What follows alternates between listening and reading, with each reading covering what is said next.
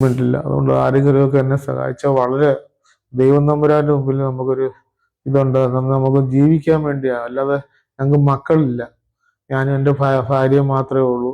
പാപ്പയ്ക്ക് അച്ഛനൊക്കെ ആണെങ്കിൽ സുഖമില്ലാത്ത ക്യാൻസർ പേഷ്യൻ്റ് ഒക്കെയാ. അപ്പോൾ അവരെ കൊണ്ട് ആരെയും കൊണ്ട് നിർത്തി അവർക്ക് ഉള്ളതൊക്കെ അവിടുന്ന് ഇവിടുന്നൊക്കെ ഞങ്ങൾ കടവ് ഇടമൊക്കെ മേടിച്ചാണ് ഇത്ര ചികിത്സിച്ചത്. ഇനിയിപ്പോൾ നമ്മളെ കൊണ്ട് ചികിത്സിക്കാനുള്ള നിവൃത്തികേടാണ്.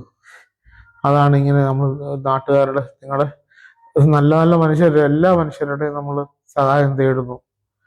അങ്ങനെ നമ്മൾ ജീവിക്കാൻ വേണ്ടി ഞങ്ങളെ ഒന്ന് സഹായിക്കുമോ? ഇല്ല, തരുന്ന വല്ല ചില്ലറ ആരും തരുന്ന ആ സഹായം കൊണ്ടാണ് ഞങ്ങൾ എന്താ ഇപ്പം ജീവിച്ചുകൊണ്ടിരുന്നത്. ഇപ്പൊ എല്ലാം മുട്ടി. എല്ലാവരും തന്ന് അവര് ഒരു പരിധി ഉണ്ടല്ലോ എല്ലാവരും തരുന്നത്. അതാണ് ഞങ്ങളിങ്ങനെ ചെയ്യുന്നത്, അല്ലെങ്കിൽ ചെയ്യത്തില്ല. നമുക്ക് ഒരു മനസ്സിന് വിഷമമുണ്ട് ഞാൻ ചെയ്യുന്നതിന് തന്നെ. നമുക്ക് പിന്നെ നമ്മളെ നിവൃത്തി അത്രയ്ക്കുള്ള ജീവിക്കാനുള്ള കൊതി കൊണ്ടാണ് നമ്മളിങ്ങനെ ചെയ്യുന്നത്, അല്ലെങ്കിൽ ചെയ്യത്തില്ലേ. സുഹൃത്തുക്കളെ, ഞാൻ വളരെയേറെ വിഷമത്തോടാണ് ഇപ്പോൾ ഈ ഒരു ബെഡിനടുത്ത് ഇരിക്കുന്നത്. കൊട്ടാരക്കരയിലാണ്, കൊട്ടാരക്കര താലൂക്ക് ഹോസ്പിറ്റലാണ്. ഈ കിടക്കുന്നത് നമ്മുടെ സുഹൃത്താണ് സാദിഖ്. സാദിഖിനെ അറിയാത്തവരായിട്ട് കൊട്ടാരക്കരയിലും ഇല്ല, അതുവഴി യാത്ര ചെയ്യുന്നവർക്കും എല്ലാവർക്കും സുപരിചിതനാണ്. കൊട്ടാരക്കര കുന്നക്കര പമ്പിന് തൊട്ടടുത്ത് തന്നെ ഒരു ചെറിയ പിക്കപ്പ് വാനിൽ ഒരു തട്ടുകട നടത്തിക്കൊണ്ടിരിക്കുന്ന സാദിഖാണ് ഇന്നിപ്പോൾ ഈ ഒരു അവസ്ഥയിൽ കിടക്കുന്നത്. നന്നേ ചെറുപ്പമായ ഈ ഒരു സമയത്ത് ഇങ്ങനൊരു അവസ്ഥ വന്നു. നാട്ടുകാരുടെ ഒരുപാട് പേരുടെ സഹായം കൊണ്ട് ഒരു ഇതുവരെയുള്ള ചികിത്സയും കാര്യങ്ങളും എല്ലാം നടന്നു. തുടർന്നുള്ള ചികിത്സയ്ക്ക് നിങ്ങളുടെ എല്ലാവരുടെയും സഹായം വേണം. അപ്പോൾ നിങ്ങളുടെ എല്ലാവരുടെയും സഹായം ഒപ്പം വേണമെന്ന് അഭ്യർത്ഥിക്കുന്നു. അസ്സലാമു അലൈക്കും. എൻ്റെ പേര് സാദിഖ്, കൊട്ടാരക്കര സ്ഥലം. ഞാനൊരു ചെറിയ ചായ കച്ചവടം കൊണ്ട് അവിടെ കുന്നക്കര പമ്പൻ്റെ അടുത്ത് കച്ചവടം ചെയ്തുകൊണ്ടിരിക്കുകയായിരുന്നു. 2 വർഷം കൊണ്ട് ഞാൻ കിടപ്പിലാണ്. 3 ബ്ലോക്ക് ഉണ്ടായിരുന്നു. 2 വട്ടം ആൻജിയോപ്ലാസ്റ്റി ചെയ്തു ഈ വർഷം തന്നെ. ഒരെണ്ണം ജനുവരി മാസവും ഒരെണ്ണം ഏപ്രിൽ മാസം ചെയ്ത്. ഇപ്പം കിഡ്നി കംപ്ലൈൻ്റ് ഉണ്ട്. എനിക്ക് 2 കാല് തളർന്നണക്ക് നടക്കാൻ പറ്റുന്നില്ല. അത്രയും അവസ്ഥ ആണ്. ഇപ്പം എനിക്ക് ചികിത്സയ്ക്ക് സഹായിക്കാൻ എൻ്റെ നിവൃത്തിയില്ല. അപ്പോൾ അതുകൊണ്ട് എന്നെ എല്ലാവരോടും ചേർന്ന് സഹായിച്ച് എൻ്റെ ഒന്ന് ചികിത്സിക്കാനുള്ള സഹായം നിങ്ങൾ ചെയ്തു തരണം. അത്രയ്ക്ക് ബുദ്ധിമുട്ട് കൊണ്ടാണ് ഇത് ചെയ്യുന്നത്, അല്ലെങ്കിൽ ചെയ്യത്തില്ല. അത്രയ്ക്ക് പ്രയാസവും കാര്യങ്ങളാണ്. എനിക്ക് സ്വന്തമായിട്ട് ബാത്റൂമിൽ പോകാനോ അല്ല ഒരു കാര്യം നടക്കത്തില്ല. 2 കാര്യം സ്വാധീനക്കുറവാണ്. ഇപ്പോൾ ആണെങ്കിൽ ഇൻഫെക്ഷൻ അടിച്ച് ഞാൻ ഇങ്ങനെ കിടക്കുക. അപ്പോൾ അങ്ങനെ ഇപ്പോൾ 2 വർഷം കൊണ്ട് കണ്ണിനും കാഴ്ച കുറവാണ്. 2 വർഷം കൊണ്ട് ഇങ്ങനെ ചികിത്സിച്ച് കിടക്കുവാണ്. ഇത്രയും ബുദ്ധിമുട്ടും പ്രയാസവും കൊണ്ട് ഇങ്ങനെ കിടക്കുക. ചികിത്സ സഹായം ചികിത്സയ്ക്കുള്ള ഒരു നിവൃത്തിയും ഇപ്പോൾ ഇല്ല.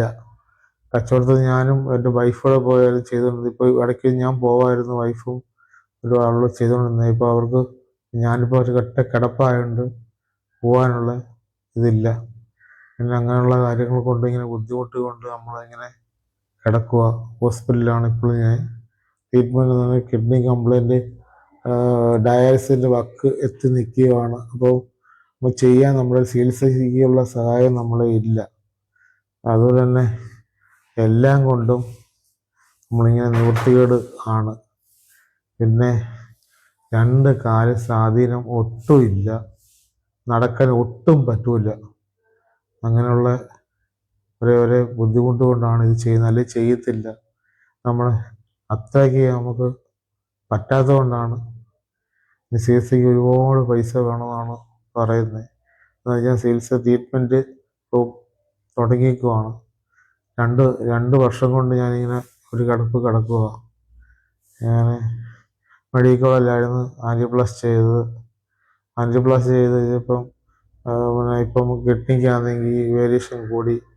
അങ്ങനെ അതിന് വീക്കവും കംപ്ലൈൻറ്റുമാണ്. അങ്ങനെയുള്ള എല്ലാ അസുഖവും ഉണ്ട് എനിക്ക്.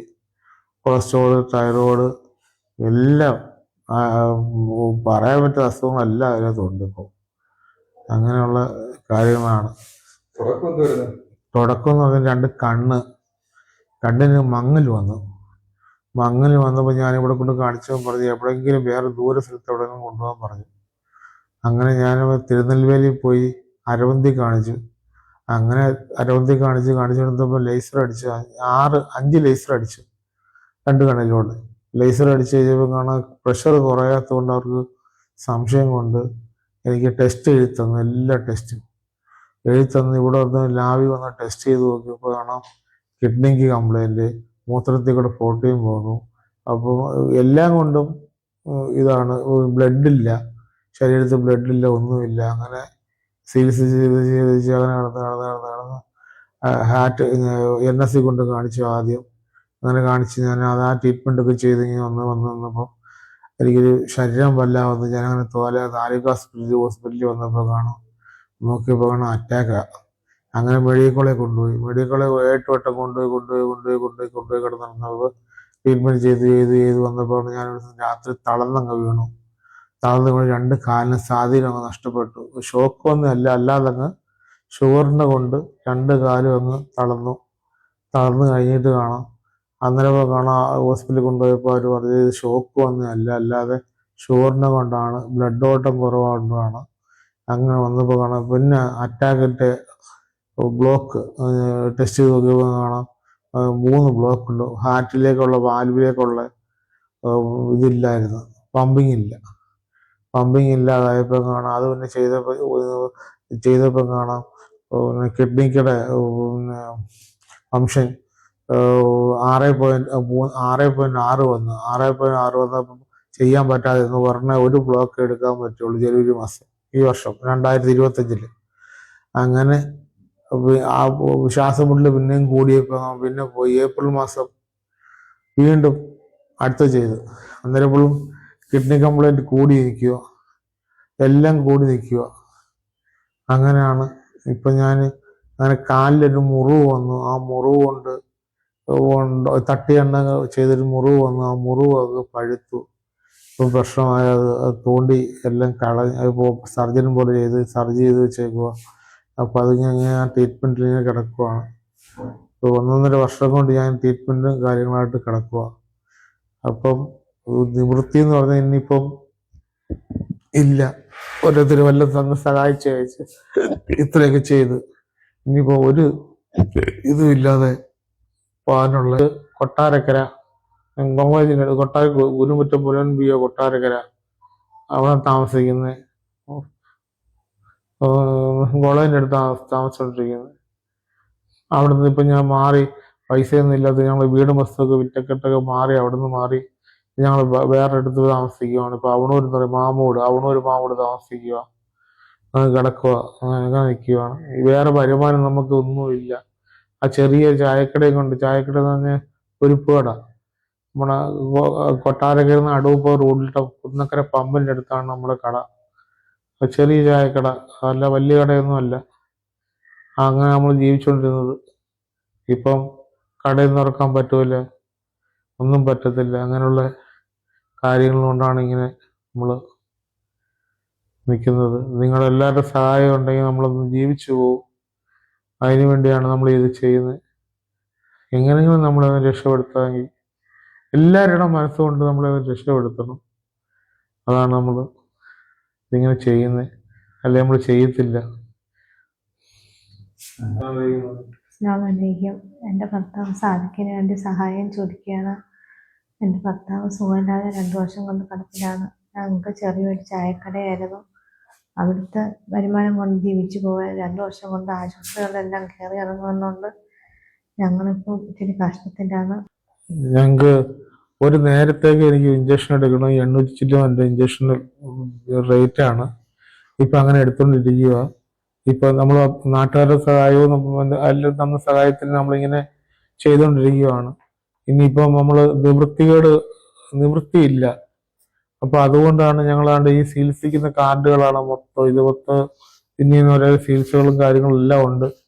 ഇനിയിപ്പോൾ നമ്മൾ നിങ്ങളുടെ എല്ലാ സഹകരണം ഉണ്ടെങ്കിൽ നമുക്ക് മുൻപോട്ട് പോകാൻ പറ്റൂ. അങ്ങനെ അത്രയ്ക്ക് പ്രയാസം കാര്യങ്ങളാണ്. ഞാനും എൻ്റെ ഭാര്യയും അച്ഛനും അമ്മയാണ് ജീവിക്കുന്നത്. അവർക്ക് എല്ലാവരും അസുഖക്കാരാണ്. എല്ലാവരും ആരുടെയും പണമുള്ളവരൊന്നുമല്ല. എല്ലാവരും അന്നന്ന് പോയി കഴിയുന്നവരാ. ഇപ്പം നമ്മൾ ഇത്ര നാൾ ഇങ്ങനെ ഓരോരുത്തരോരോ സഹായം ചെയ്ത് നല്ല മനസ്സിലായിട്ട് ഓരോരുത്തരെ സഹായം ചെയ്താണ് ഇങ്ങനെ ഇത്ര നിൽക്കുന്നത്. അപ്പൊ ഇനിയിപ്പോൾ നമ്മൾ മുൻപോട്ട് പോകാൻ നമ്മുടെ എല്ലാം കൊണ്ടും മുട്ടി നിൽക്കുകയാണ്. നിങ്ങളുടെ നല്ല മനസ്സുകൊണ്ട്, നാട്ടുകാരുടെ നല്ല മനസ്സുകൊണ്ട് നമ്മളെ ഒന്ന് ജീവിക്കാനുള്ള കൊതി കൊണ്ട് നമ്മൾ ഇത് ചെയ്യുന്നതാണ്.